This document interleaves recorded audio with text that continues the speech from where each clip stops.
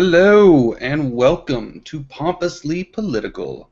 Political podcast. It's just a little bit pompous, if you know what that word means. I am your co-host Scott, as always, joined by fearless co-hosts. Jimmy, as some people call me. Some people call me James. Some people call me Jimmy. Some people call me Jim. Some people call me asshole. Believe it or not. Nice, Well, Scally. yeah, Oh, Pascal. Yeah, that was one of the things about the military was getting used to being called by my last name, and then when I became a civilian again, getting used to being called by my first name again. yeah, It's that transition is always awkward. There was a period where I'm pretty sure I forgot what my first name was. right. Even the Yeah, civilians off post would see your name on your uniform and just call you that, or call you by your rank or something. Like your first name was irrelevant. right. And of course, when I'd see people outside of work, that's the thing, military people, we just naturally just call each other by our last names, except for officers. Officers was that weird sort of thing where it was like, hey, Jim, and they walk down the hallway, and then you just see officers and in the moment that you tried to call them by their first name, that it was like, hey, man, that's our word. You can't use that. That's officer lingo. Or Go if you back. like being rebellious there towards the end of our tenure at drum, like we'd go to the house parties or whatever, and like you're not dimming here, you're Scott. All right, we're gonna call you Scott. I think bowling did that a lot, but Yeah. I'm bowling instead of Justin. So Yeah. And it was always weird. Like it took me a while to, even when I moved to Hawaii, just calling people by their first names, trying to incorporate that to it was almost like a term of endearment. That here is your first name back, and I am willing to express that with you. Hello, George. Like then you get all weirded out because you're like, does he want to be called by his first name? Are we on first name basis yet? You know, it's chaos. adds another level of complexity to everything. But anyways, so in the news this week, there's actually a lot of stuff that went on. It was a pretty robust news week. It's been a roller coaster, man, for me emotionally. It's been some ups and some downs. It has, but let's start off with news that nobody gives a shit about. Paul Ryan's not Okay. running for president in 2016. Official as of yesterday. He's not running. Yeah. Nobody cares. Crickets, everyone. Now, I actually had to look it up if he had announced that he was running or if this was like him dropping out or anything like that, because we can start to expect to see some of those. But he never announced. He wasn't even listed as someone who had announced interest. Just his only listing was that, no, I'm not going to do it. Now, if you remember, he was the vice presidential candidate with Mitt Romney in 2012. And he's very often confused with Rand Paul or Rand Paul Ryan. Um, but yeah, nobody. There's like 30,000 people running for the Republican nomination. Nobody cares that you're not running. Yeah. It seems to me, it's that syndrome. It's kind of like when you have like a group of friends and they're talking about the party they're gonna have during the weekend, and then you have that one guy in the office that nobody likes that's just there in the conversation, and he's like, "Yeah, I'm probably not gonna be able to make it anyways." You weren't even invited, man. You're just there. You're just there. That's what Paul Ryan is like. Yeah, I'm not gonna run, and everyone's like, "What do you mean, man? You weren't invited to the party." Like, go away, go play with your Tonka trucks or something. Just leave us alone. So, Go call up your old buddy Mitt because guess what? um, yeah, I'm guessing he's the other guy at the that's in the party planning sort of thing that always invites himself when nobody wants him to be there. That's Mitt Romney. So, And he is expected to announce his bid for the Republican nomination for president any day now. That it is almost certain. man, this guy just can't take a hint. He No, can't. I mean, do you remember Key and Peele, the guys on Comedy Central? Right. Obama's Yeah. anger translator, who was presented, I think it was last year, actually came up with Obama at the Correspondents' Dinner because it had gotten so big. It got big because of Mitt Romney, because of just how ignorant this man is. And the joke I made earlier was, Mitt Romney is probably going to run for president, and 47% of Americans couldn't fucking care less. Go back to just one of the numerous gaffes that he made. Now, when you're running, they're saying they expect him to run opposite of Jeb Bush. So basically, if Jeb Bush says something, he's going to counter it, which probably isn't the greatest strategy because Jeb Bush is still falling. Like, he's in a increasingly distant third now, at like 9.3%, whereas Trump, despite all reason and logic, is almost at 30%. He just keeps climbing. I don't understand it, because I'm obviously eating my words because I assume that Trump would implode by now and Jeb Bush would rise. But what we're seeing right now is the opposite. Trump is still going, Jeb Bush is imploding. And Ben Carson is sneaking in there. Yeah, Ben weirdo. I think he's getting a lot of the vote because there's a bunch of people that's like, oh man, he's a brain surgeon. He can probably do this shit.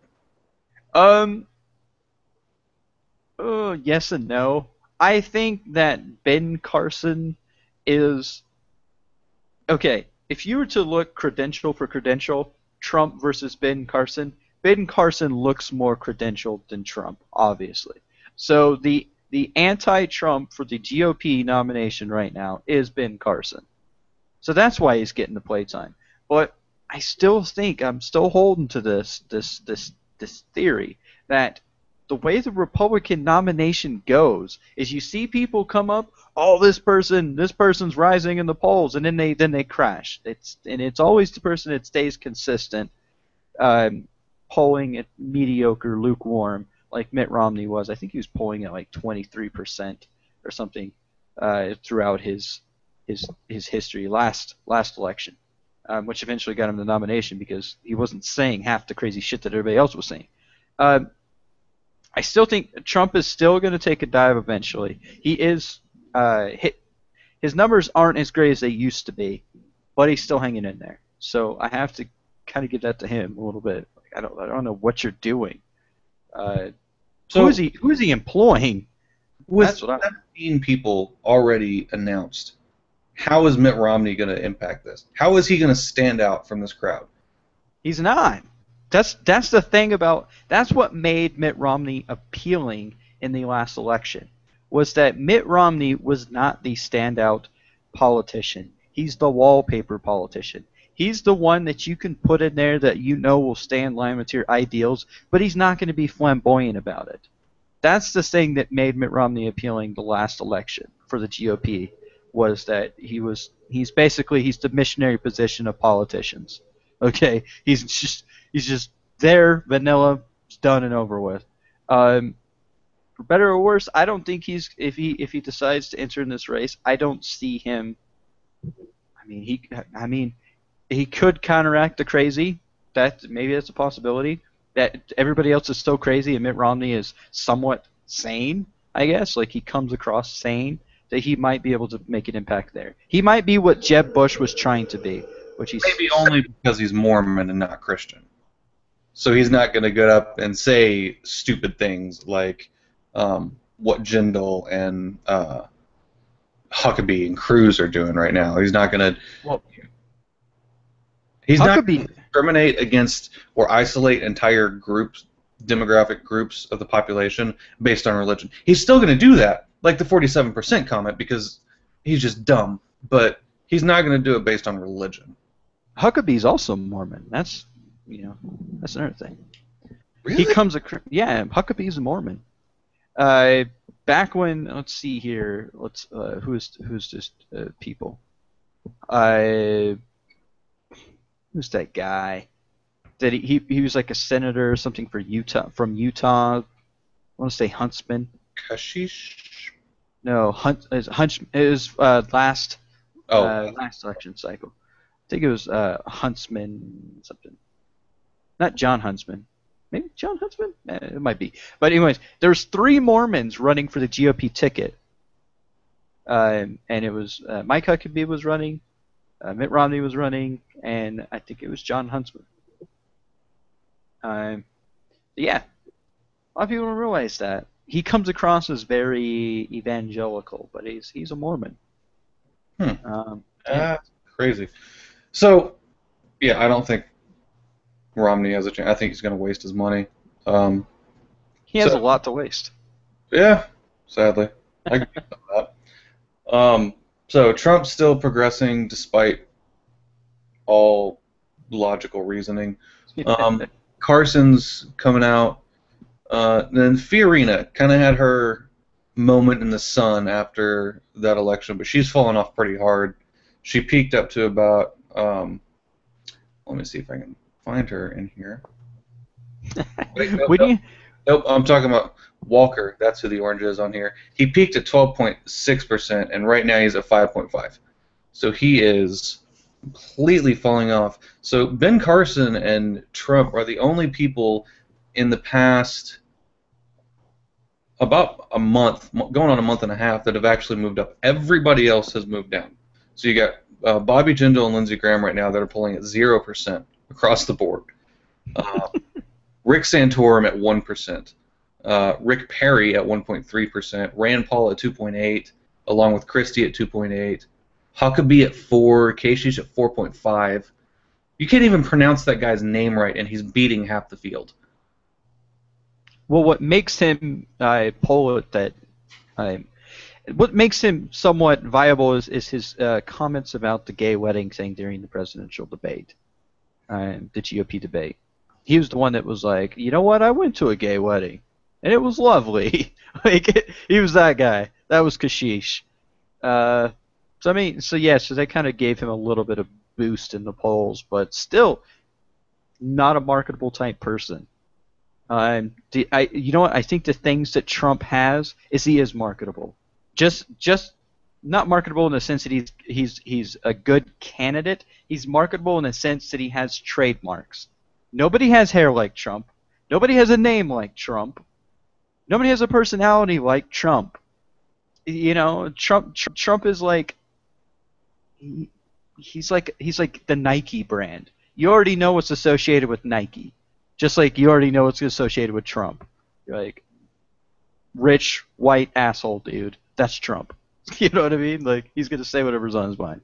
So yeah. I think that maybe has an effect in there. I don't know. Maybe we just got a bunch of people that just want to watch the world burn, man. Maybe they're just like, fuck it. Let's elect an asshole. I don't know. Well, yeah, so Republican field's still fucking crazy. Democratic field getting shooken up a little bit. You know, when this started, you and I were pretty good supporters of Hillary. When we knew Hillary was going to come out, we knew she was going to get a lot of momentum. Just by simply saying she would do it, she would jump to the front. But she's, I'm going to say, on the brink of pulling out at this point. She has been hit so hard with this email thing. And her donors, or the people that are backing her, and then dynasty politics is working against her, that she's way behind. Like, you had Joe Biden that announced last week or the week before. He's actually getting some good momentum behind him. There was another person that announced. Do you remember who that was? The Democrats. Ooh. I must have missed that one. I know Joe. We're on first name basis, me and Joe. I know Joe announced, which was to be expected because he was the whole thing about him talking to Elizabeth Warren, that whole bit.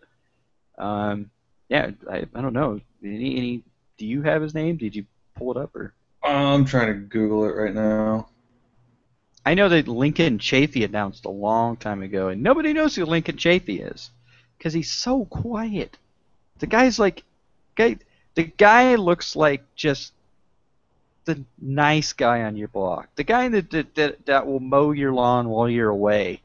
But he doesn't look like a politician. He doesn't look like he could handle, like, being on the world stage. He's that type of guy. So I don't see him as presidential, but Lincoln Chafee seems like a nice guy. I think Lincoln Chafee was from, like, Maine or something. Still trying to pull it up.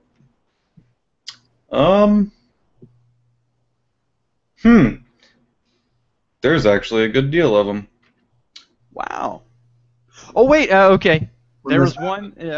What's his name? There was a professor that announced his candidacy through a Kickstarter campaign. He raised like $1 million or something like that on Kickstarter to run for president. who you're talking about? Uh, Larry Lessig? yes, Lessig. Lessig. Yeah. Yes, Dr. Lessig. He's a professor at.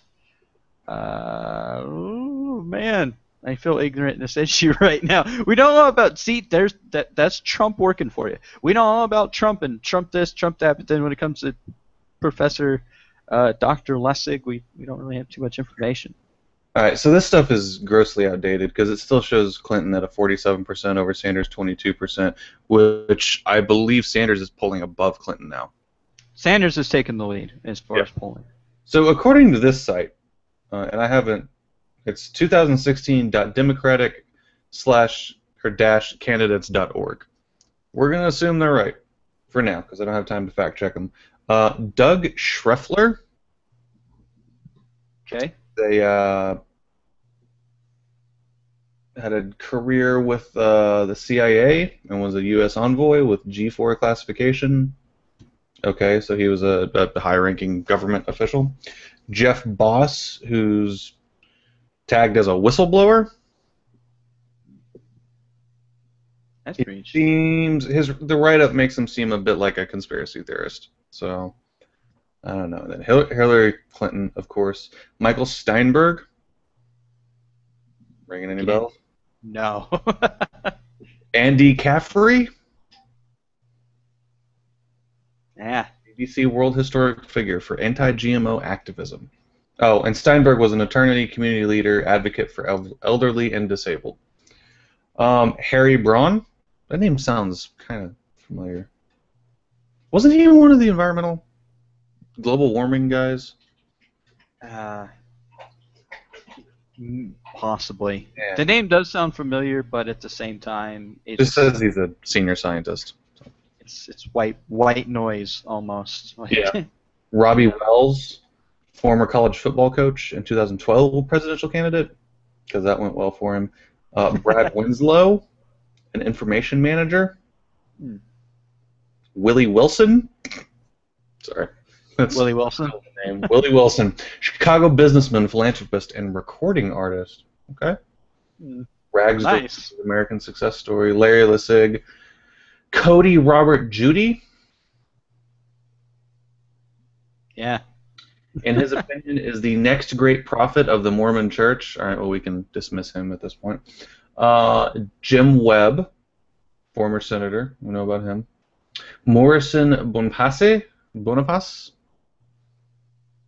executive director of the Boniface Exoneration Services. Martin O'Malley, former governor of Maryland. Lloyd Kelso, he's an attorney. Bernie Sanders, of course. Willie Carter, small business owner, deacon and Sunday school superintendent. Lincoln Chafee, former U.S. senator and governor from Rhode Island. And then I actually have some polling numbers. All of these people are polling at 1% combined or less. Here's what Gallup poll is saying. That even these are outdated. Holy cow! This is as of July 21st, 2015. They had Bernie Sanders polling. Oh, here we go. No, still. Where's the number here? Because it basically said that he was polling higher than. We have him at 44%, which is up from 24%. And Clinton has dropped down. She went from 48% to 43%, and Sanders is polling at 44%. So it's pretty neck and neck as far as being polling right now, or being polled. But, yeah. Now, she apologized for the email thing. She actually came out and said, "I'm sorry."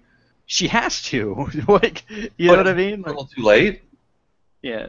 I mean, she has thrown her candidacy at this point. Nobody is going to trust her to vote for her. She still has that name power, but even that works against her.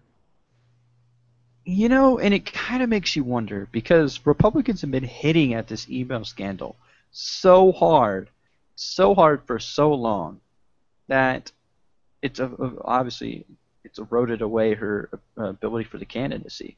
But there again, when we initially started talking about election stuff on the show, everyone was just content that Hillary was the candidate because they just assumed she was a shoo-in.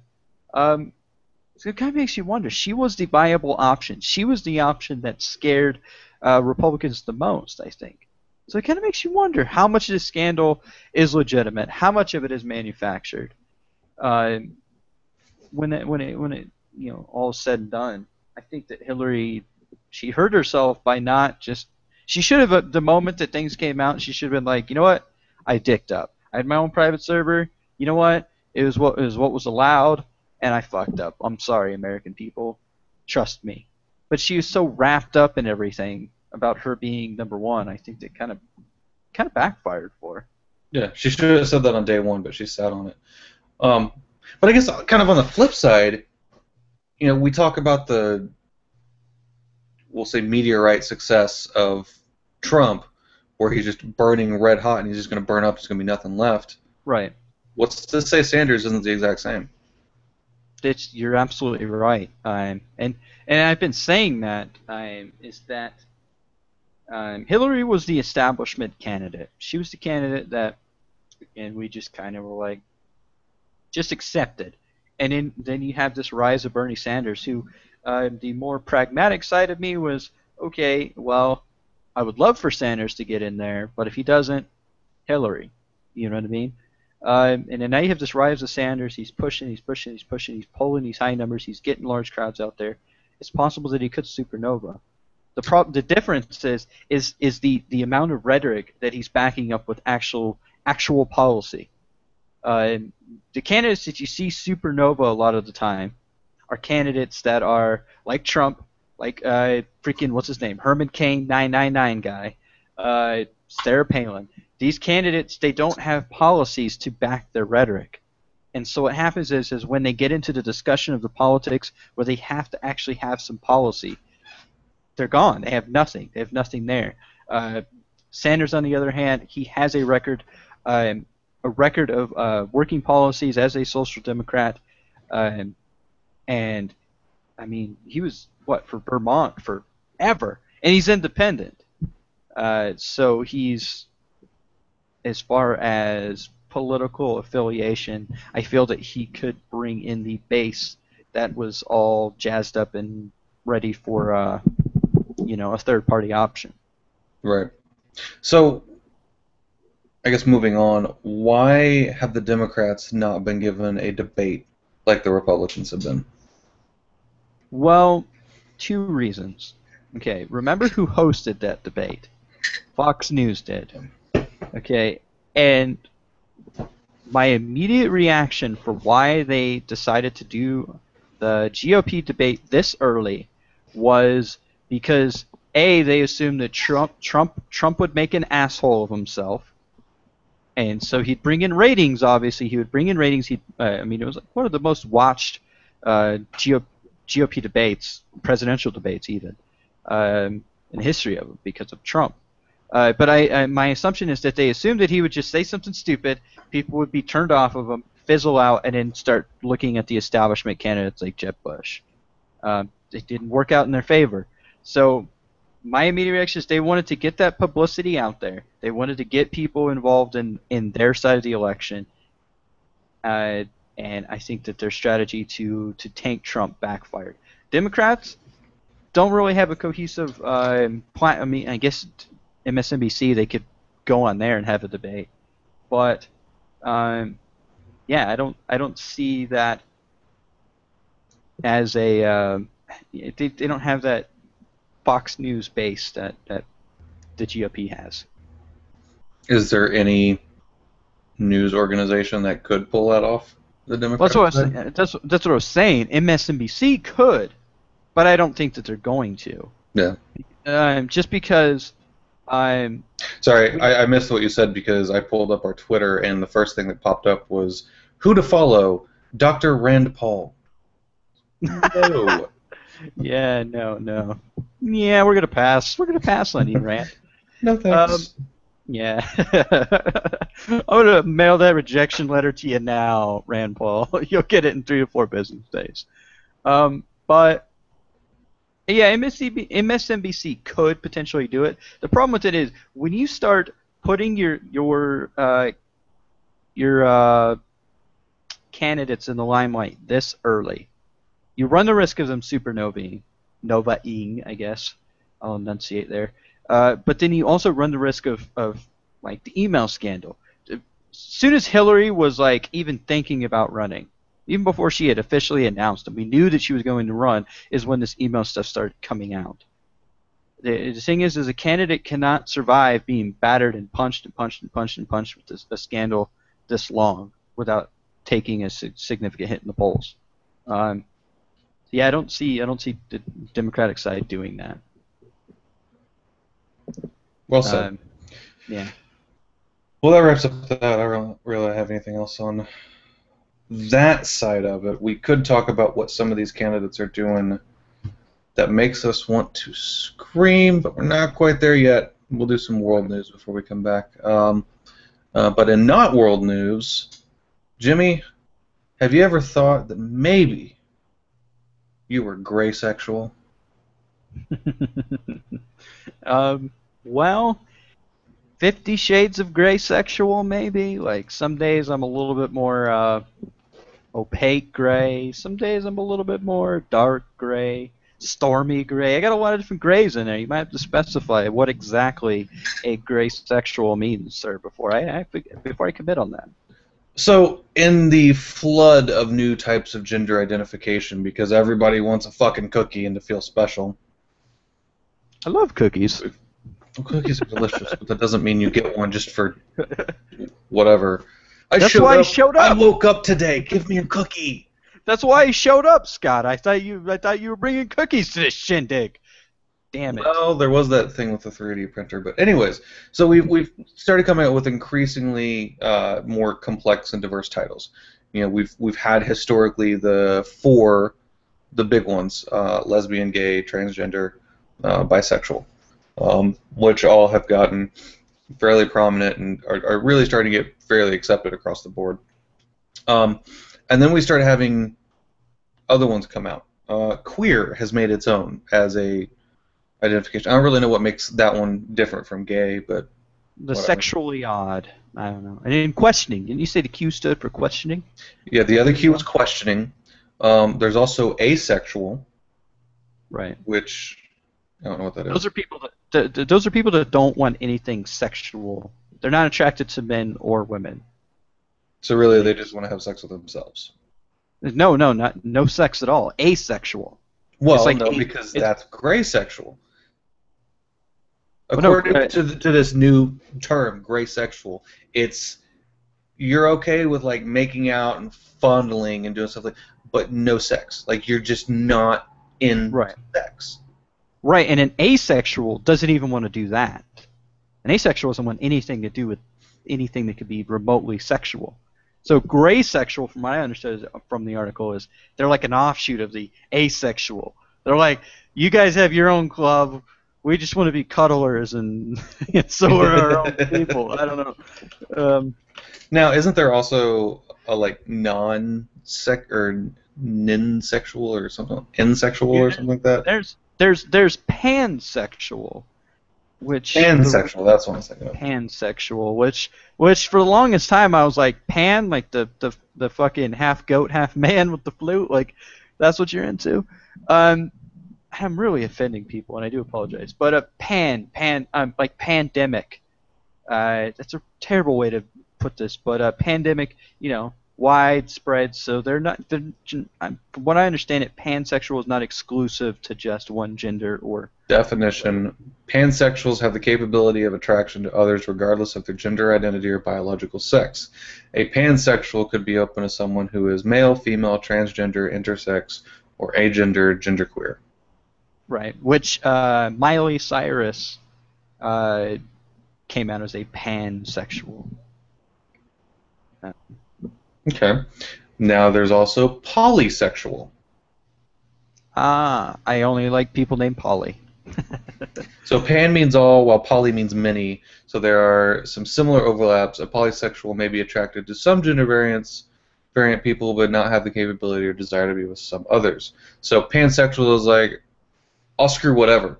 And then polysexual is like, I'll screw you, but not you, Right. essentially. You're cool, you're not so much. Um, that's crazy. Well, this is, I think what this is, what we're noticing, what I'm getting out of this conversation about sexual identity and these labels of pansexual, gray sexual, all these different stuff is sexuality is much more complex than just, uh, run of the mill, you're gay, you're straight. You know what I mean? But does Um, it really have to be? I mean, do we really need all these labels? well, this the thing. I think that if we just all, okay, it's only a big deal because we make it a big deal. You know what I mean? Like, Yeah. if we just accepted people for who they are, like, oh, there's George over there. George doesn't like having sex, but so whatever, George is George. He's a good wingman because he's not going to steal your girl, but he's not into it.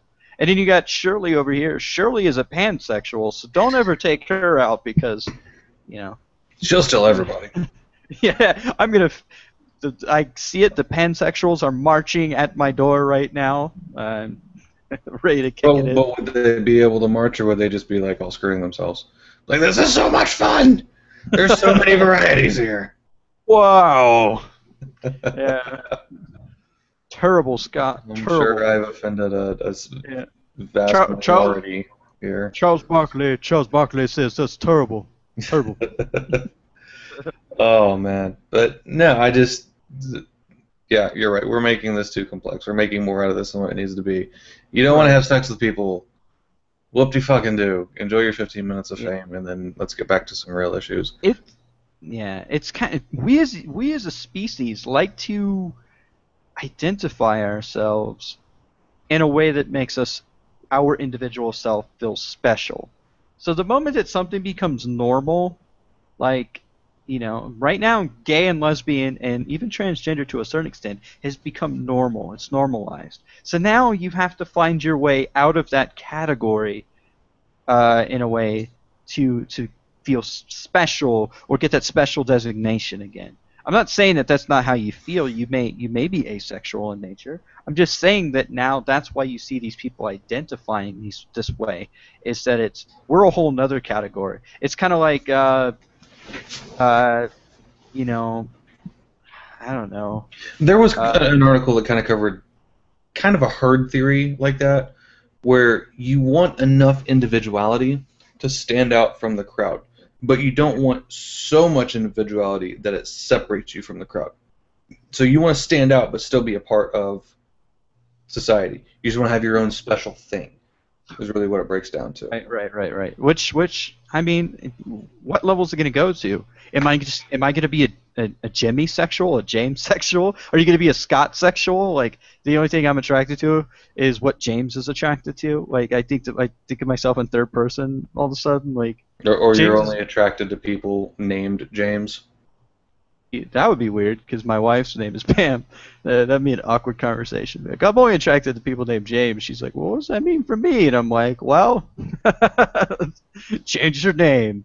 But I mean, yeah, is it going to be so individualized, or can we just accept that sexuality is so complex that somebody says that they're like, was there a person that was attracted to a bridge? They got married to a bridge or something. I remember something like that. And in that, where's that Strange Attraction, where this guy was attracted to his car. He would have car sex essentially with his car. Saw it on like TLC or something. It was like on. Okay. Yeah.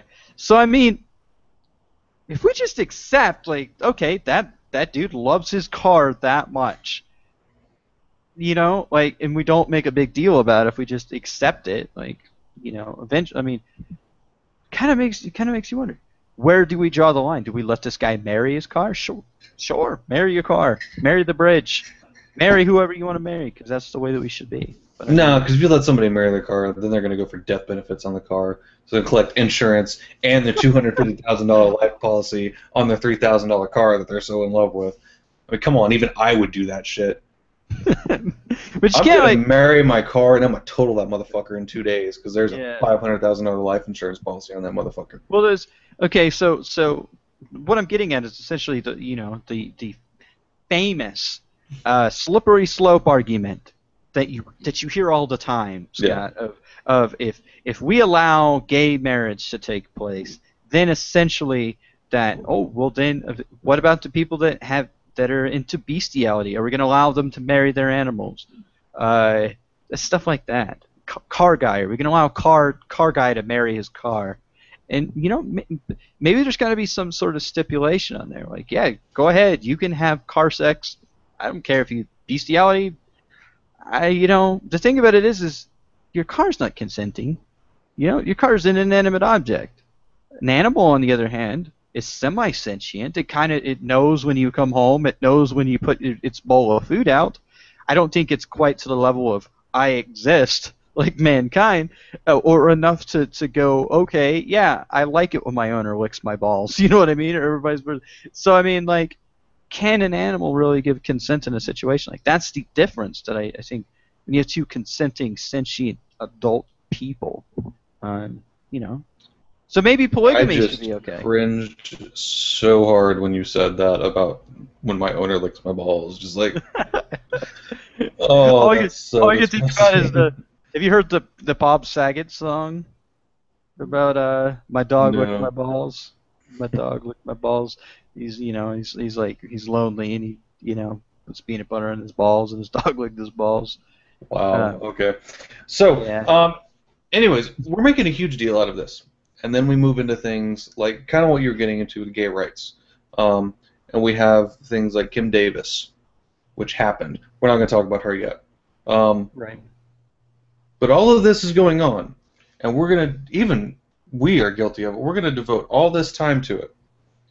Well, at the same time, in the real world, with real issues, people are fleeing the civil war in Syria by the thousands every day. But we're not talking about that. We're talking about how Kim Davis doesn't want to marry gay people. We'll get there, but the Syria thing is getting really out of hand, to the point that Venezuela, of all places, not even close to Syria, not even on the same side of the globe, said, yeah, we'll take 20,000 of your people. Which is it's phenomenal for them, but a majority of the countries are tightening their borders, trying to keep Syrian refugees out because of just the amount of refugees. So it's staggering. I don't know if you're ready to see the image, Scott. Yeah, we can put it up. So just be warned. If you haven't seen this image yet, I saw it like again. I'm certainly guilty of this. A friend of mine, thank you, Eric. Actually, Eric brought this to my attention, and thank you for bringing it to my attention because even the amount of news that's been circling around this drowned it out. But this it's graphic in nature, so I'll just go ahead and throw it up there and let it sink in for a minute before we start talking about it here. But yeah, here's the image right here.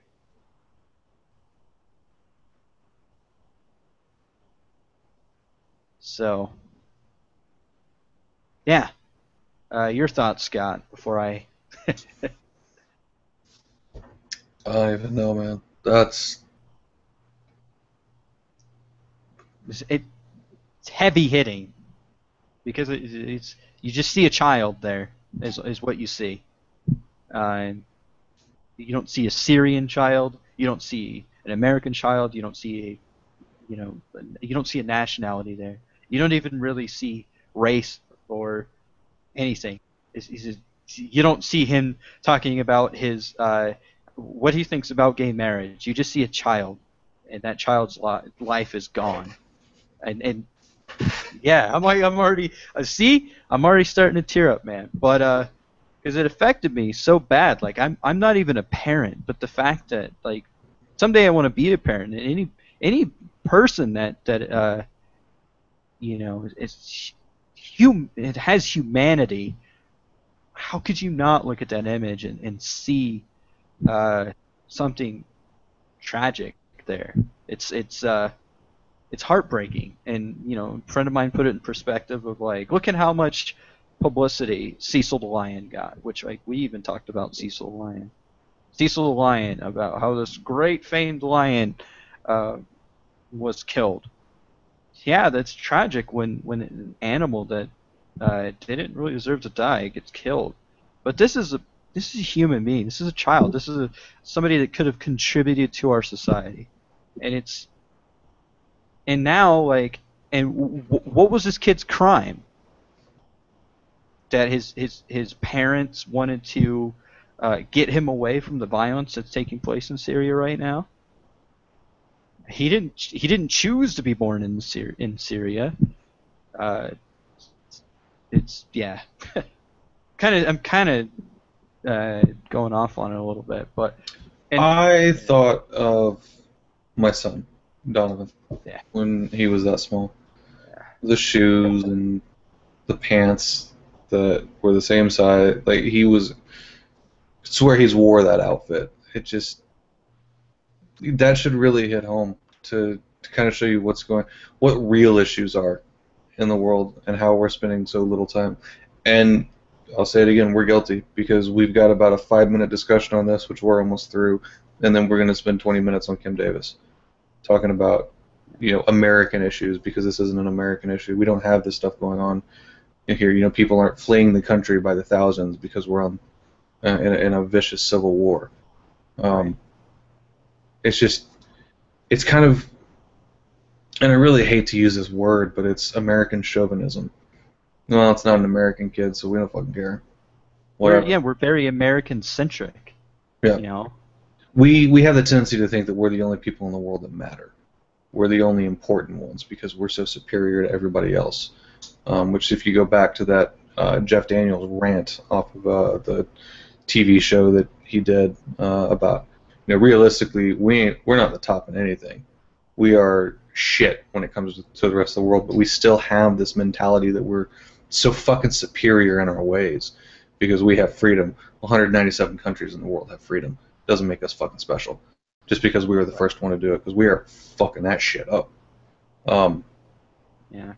So what does it say about in instances of like Cecil the Lion or even I mean, remember Coney 2012, Scott? Do you remember Coney 2012? Bring back our girls or free our girls or some shit like that. How long did that didn't okay, this is the thing. It didn't accomplish shit. He's still there. Yeah, you had a bunch of people that posted on Facebook, Coney 2012, we're supporting this, without even fully understanding or comprehending what Coney 2012 actually meant, to the point where the guy that was the brainchild behind the Coney 2012 movement ended up losing his mind. He got naked in the street and started masturbating, talking about the whole world's a lie and shit. He lost his fucking mind. And it's because that the movement, the change that he wanted to take place just didn't. It didn't take place because we're in this age where fucking social media is our way of political activism. It's our little comfort zone. We get on the keyboard and we talk about how, oh, poor lion, poor children in Africa, and poor this, and it's share if you agree. But we don't actually fucking do anything. I challenge those people out there that are posting these things. Share this if you think this is terrible. When was the last time you actually donated to a cause? When was the last time you actually fucking cared about something so much that rather than just post something on your Facebook, you actually fucking committed to doing something? And you know what? And I'm guilty of it myself. That's how I know. That's how I know that it's true. That's how I notice this fucking what I'm saying is the truth, because I'm guilty of the same shit. When Coney fucking 2012 happened, I didn't give a dime. But you know what? I was more than happy to share on my Facebook, because we as Americans, we're fucking lazy when it doesn't come up with anything that affects us. We're also hypocrites. Yeah. When Coney happened, and it had all that support. Yeah, let's do something about this. Let's fix it. We could have probably gotten public support for a military operation there to take him out of power for about 3 weeks. And Right. then there would have been that overwhelming, what the fuck are we even doing in Africa? We're losing American lives over this guy. And the American sentiment would have completely switched. Yeah. So not only are we lazy and inactive, and I'm guilty of all of the above, but we're hypocrites at the same time, while still thinking that somehow we're superior to everybody else. Right. And I'm gonna just while I'm saying that, I'll kind of let you talk for a second while I find it. But I wanna see if there is any sort of donation. And well, I think one of the biggest problems with this, and we could even do a poll on the website. How many of those share if you agree posts do you pass every day, not even think twice about it? Because a quarter of them are animal abuse. Share if you agree animal abuse is wrong. 99% of Americans think animal abuse is wrong. The other Right. 1% is why we have to make those posts. Share if you agree that companies should be taken out of power. Share if you want God to grant favor in your life for 7 days. Share Right. if you want luck to come your way. Like, there's so much. Share if you want this. Share if you're not doing anything. It's It's a fucking waste of time. But even at the end of all that, even if you wanted to do something, all those share posts, probably 5% or less, actually tells you how to physically do something about it. Whether it's going out and making money, whether it's donating money, or organizing some type of rally or something. Doing something. Raise awareness. Outside of your circle of Facebook friends. right. And I'm probably gonna take some shit for this, but I mean breast cancer awareness. Yeah, we're aware of breast cancer. We know it exists. It doesn't need awareness at this point. I mean, obviously, you're raising money towards the research and helping those victims of breast cancer and so forth. Doesn't it But have its own fucking month at this point? yeah, you have a breast cancer awareness month. You know what I mean? Breast cancer gets more more airtime than this 3-year-old child that lost his life. I mean, obviously, we're grasping straws here, but the fact of the matter is when it comes to political activism, social activism, uh, we culturally we're a do nothing culture as far as is social activism. I mean, even uh, freaking Occupy Wall Street. What was accomplished there? Nothing.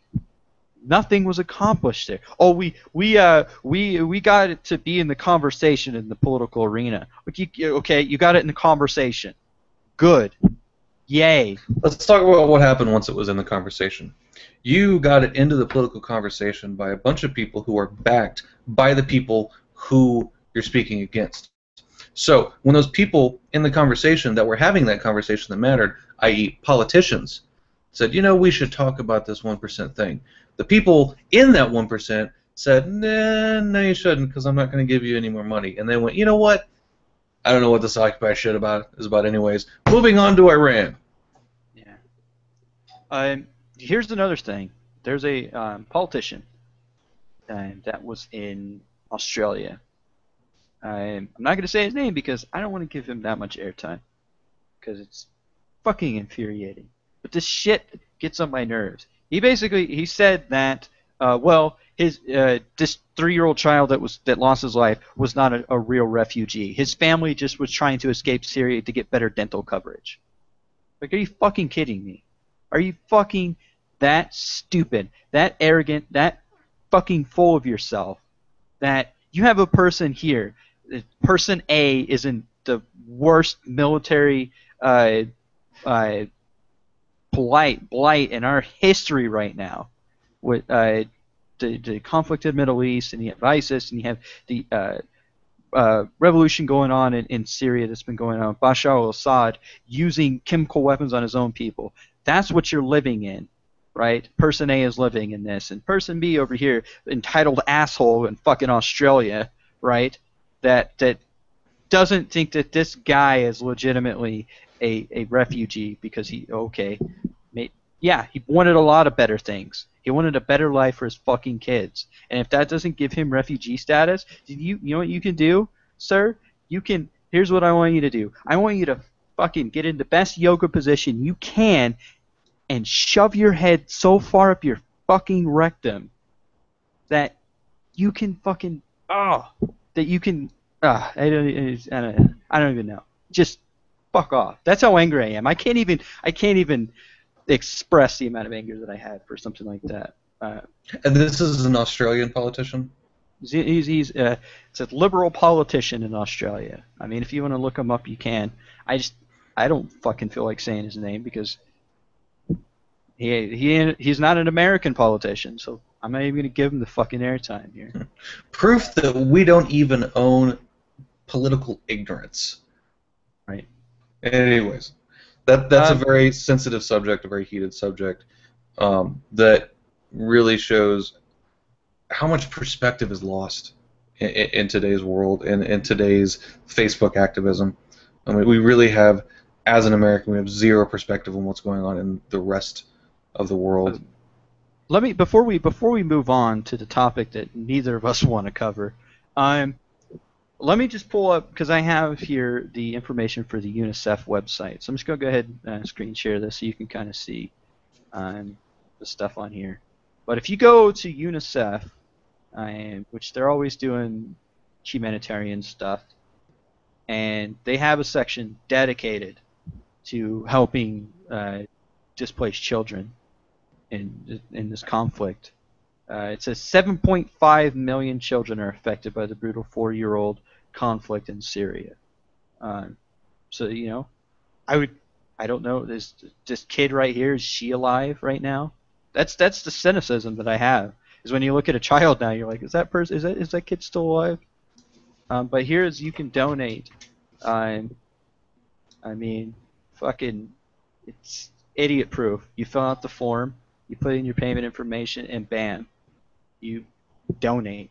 Fucking, I don't have a whole lot of money to give, but I feel like giving something or doing something. Maybe us doing this podcast, Scott, is our something. I don't know, but I know that I don't want to be a fucking. Did it go away? Were you able to see the webpage? No, I didn't see it at all. I've got it pulled up on mine, but I didn't see you have it. Okay, let me screen share this again then, I guess. My bad. Live, ladies and gentlemen. UNICEF. Okay, can you see it now? Can you see me loading it up? Yep. Okay, here's the page. This child right here is what I was talking about, Scott. I mean, is she still alive, sort of thing. But yeah, so you can plug your information here.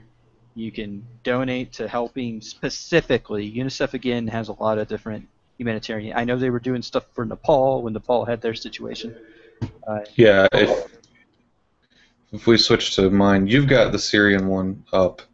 I've got the Nepal, just general donation form up. And really all I did was Google UNICEF, and this was the top result that came out. It's so easy. So easy. You select how much you want to do, and then you put in your information. Bam. Right. That's all you have to do to help out. And I would encourage everybody. You know what? I'm going to do $50 as soon as this is over. I don't really have $50 to give, but fuck it, whatever. I'm going to do $50. I would encourage everybody else to do it as well. I probably won't be able to do 50, but I definitely want to do something.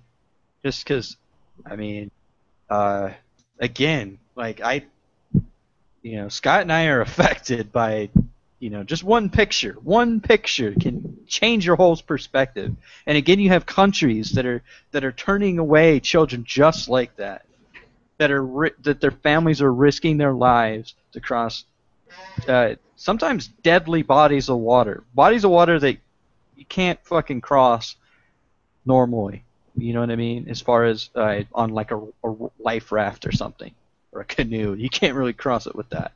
You have families risking their lives to give their children a better life, and because you feel that you're economically and nationally superior to them because you don't have a civil war going on, and the immigrants will take our jobs or whatever.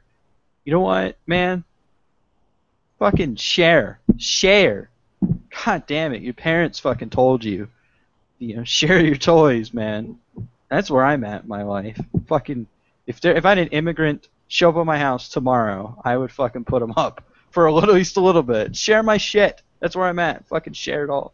I'll put them on the podcast even. Be like, hey, tell me about your life, sir. I'll tell you honestly, I've seen that picture a couple times, and it wasn't until you pulled it up, kind of zoomed in on him, that it. Oh, that wasn't even the most close up. I saw another one that was even closer, and just, oh, Scott, like I couldn't even show that one because it fucked my brain up a little bit. All right. So, anyways, we did 20 minutes on that instead of 20 minutes on Kim Davis, so I'm happy that we switched that. I'm going to wrap this Kim Davis thing up real quick. So for those of you that don't know, Kim Davis is a county clerk. We talked about her last week in Kentucky, where she has refused, because of God's divine law, to issue marriage certificates to homosexual, gay, lesbian couples. She has ordered her deputies, like she's a fucking sheriff or something, to also not issue marriage certificates to gay and lesbian couples. The Supreme Court, the Kentucky governor, basically everybody with any authority over her has told her that she's wrong and to issue the fucking certificates. And she still said no. So they threw her ass in jail. And she sat there for 5 days until she got out yesterday, and they treated her like a goddamn fucking martyr for being a fucking bigot. Let me explain something to everybody that's watching right now. I challenge you. I challenge all of you to tell me one instance, one time, where you were going to go have sex with somebody, you were going to go sign up for a program at work, you were going to go sign up for fucking medical insurance, you were going to marry the woman of your dreams or the man of your dreams, one time that a person being gay and being allowed to do the exact same thing influenced your ability to actually accomplish that task in the least. You cannot give me a single example of it ever impacting your life. Yet you are here to freely tell those people that fall into a different group from you that they're not entitled to the things that you're entitled to. You are a fucking bigot and a piece of shit. I know we're getting a little carried away with the language tonight, but we're very angry tonight. And then for presidential candidates to get up and support this fucking retard and to say that she's a martyr and that I would happily go to jail for her, was the quote from fucking Huckabee. It shows how stupid we have allowed this country to get. Now, in bed with Christian policy, we have gotten, and it needs to stop. This is absurd that a woman can defy the laws of this land, which also, according to the Bible, makes her a sinner for disobeying the laws of the land. But we're going to forget about that part. We're just going to cherry pick and leave that out. But can praise her for discrimination against these people is unbelievable. Unfucking believable. So, well, a message to everyone who is on my Facebook wall, or my friends list, that is putting up things to the effect of, I support Kim Davis, stand behind Kim Davis, why is it wrong to be Christian in America? You all can fucking unfriend me. You are not worth my time. Yeah, it's infuriating, Scott. I think she's even like Pentecostal or something. She is apostolic, which is you can see now why I left religion. Yeah. This is more than that was where you came from. It was. And so, okay, so here's my thought, Scott, to kind of tie this together in my own thought. What percentage do you think of apostolic Christians are there in the United States? It's still small. I mean, if you're looking at Christians as a whole, it's maybe 10-15%. Okay, so in one of the many Facebook arguments that I got in over the week, Christians as a whole are 74% of the population. Those are people that identify as Christians in this country. So, And then of that portion, yes, a very small percentage are apostolic. Now, do all Christians agree with apostolicism, I guess? Like Catholicism, apostolicism? How many Christians actually agree with that? Probably a very small portion. So while you may have Christians that are saying homosexuality is a sin, blah blah blah blah blah, right? That's only a small percentage. I would say of that 74%. Not all that 74% obviously agrees with the direction, considering 64% of the nation agrees with the same-sex ruling. So what I'm getting at here is you have a very small percentage of the population that is Kim Davis, who now is imposing her religious views on the people that are coming into her office that she's supposed to be servicing. Now, it sets new precedent and new ground to say that, okay, religious freedom means that you can object to anything that you don't feel your religion is allowing you to do. So if you don't want to sell cotton blends, you don't have to sell cotton blends. If you don't want to sell pork, you can't sell pork. Okay? Obviously, you don't have to work on Sunday. That's a thing. But where does the line draw on that? Kim Davis is one of a very small group of people that now has the right to impose their own beliefs. She's not a hero. She's not a martyr. She's, as Scott put it, bigot. She is an individual that feels morally superior because of her religion. Okay? Well, newsflash, she's been married, 4 times? Yep. Had a child out of wedlock. She clearly was wearing something other than a cotton blend, or wearing a cotton blend, something other than just straight cotton. Wool, I guess. Anything. There's so many laws that she breaks.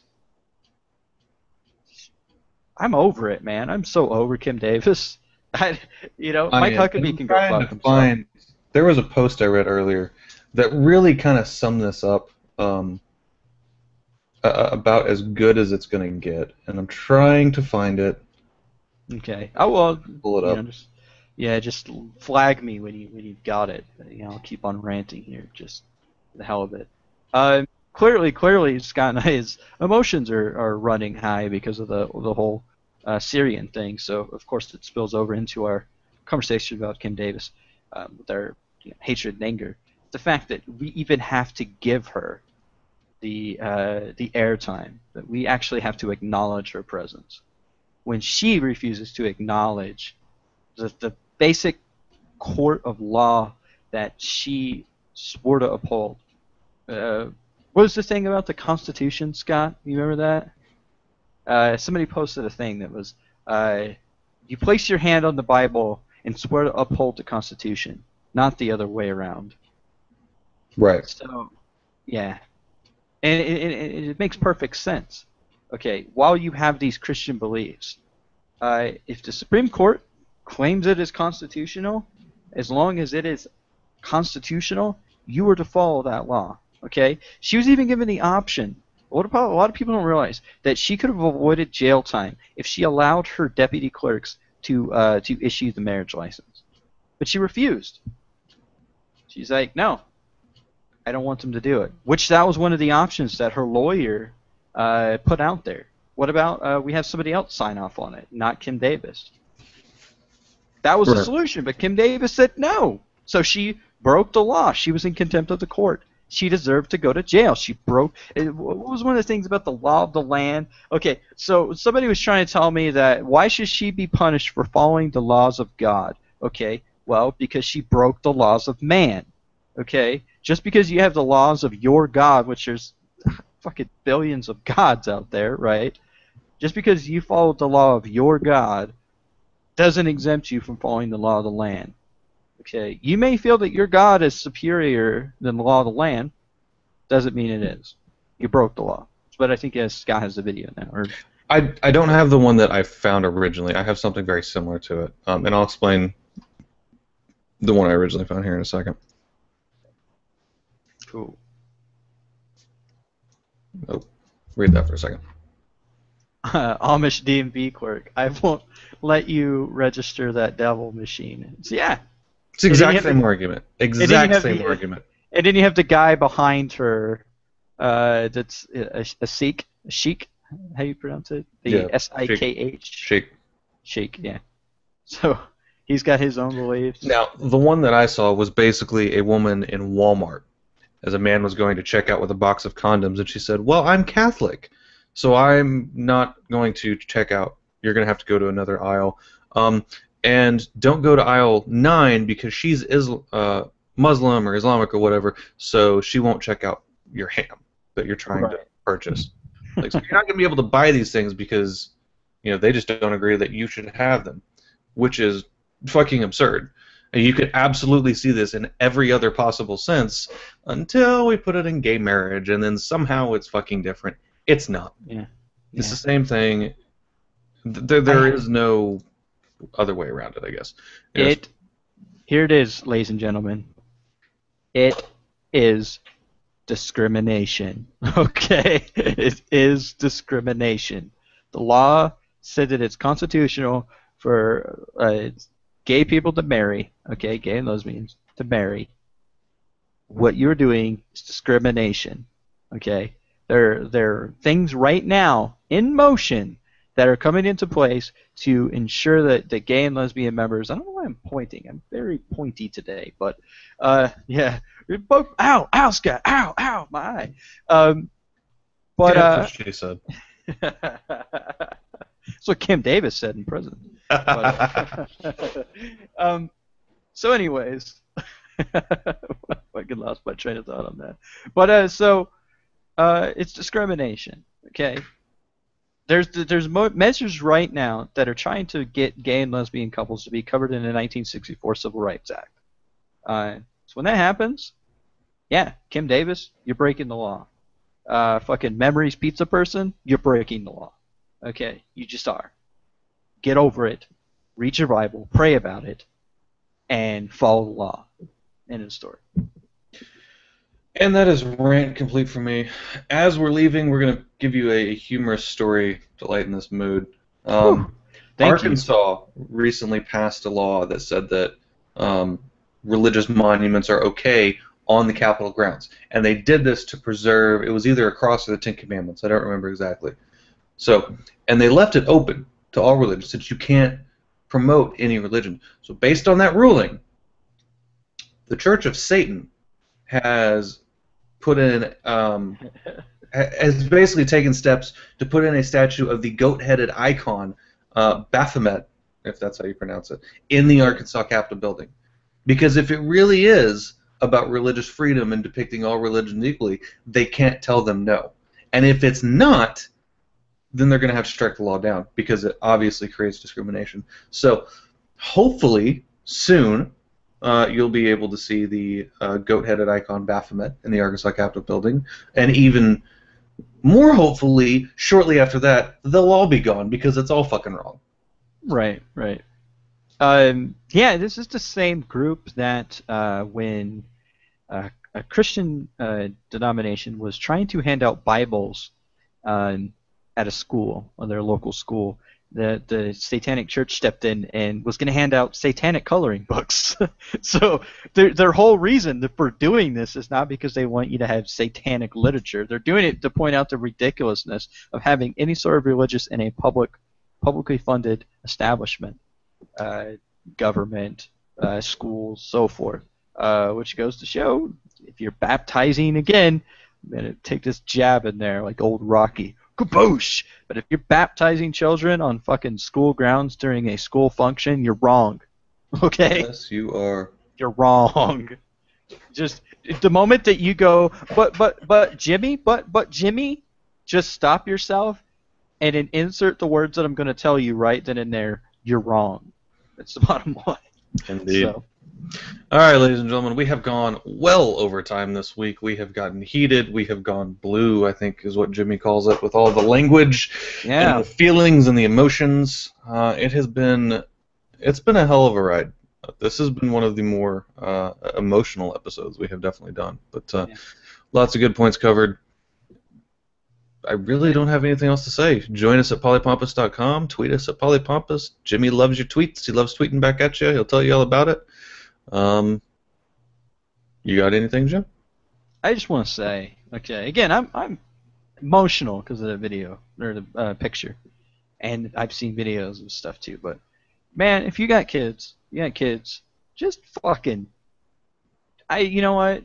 I don't. If they're not with you at that particular moment, then the next time you see them, just fucking acknowledge how much you love them, because something tragic could happen one day. You never know. So whether your kid is gay, lesbian, bi, whatever he comes out and says he's a Satanist, I don't care. Just love them. Love them for who they are, because one day it could all be over. And Very true. yeah, so that's my downer. That's my downer moment for you, ladies and gentlemen. But I do love your tweets and I do love your feedback, and I even love it when you argue with me. I'm like a sadomasochist in that sort of way, I guess. But with, yeah, with that, ladies and gentlemen, I just want to say, have yourself a lovely post Labor Day week, I guess. Indeed. Take care. Keep thinking.